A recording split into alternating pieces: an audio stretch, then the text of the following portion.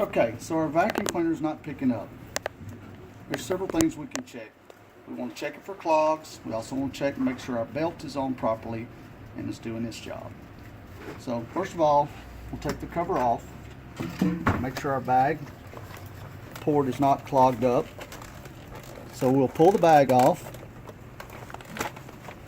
Inspect it, is fine, not filled.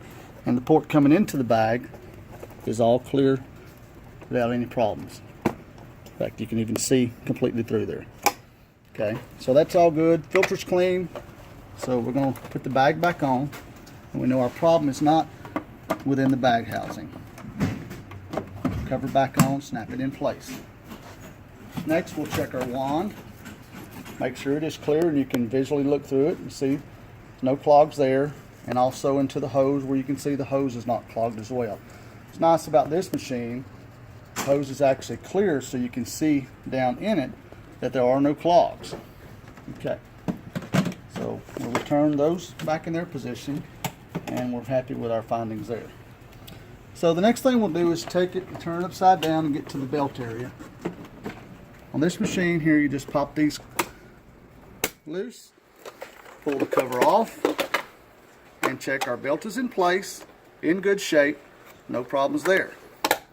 Okay, and then last thing we'll check, because we know our motor's running, no problem there, and we will check our hose. It comes up from the floor up into the bag. It's right here. And so we'll unscrew this and take this out, and there you are. Found the clog right there, and just unclog it. Go ahead and view the rest of the hose. As you see, it is clear. Then we'll replace that back in place. Put the screw back in, and there you have it. It's always important to unclog the machine, because if you don't, it can make your motor overheat, possibly burn your motor up, and you don't want that, especially on a nice vacuum. So there you are, unclogged, ready to go.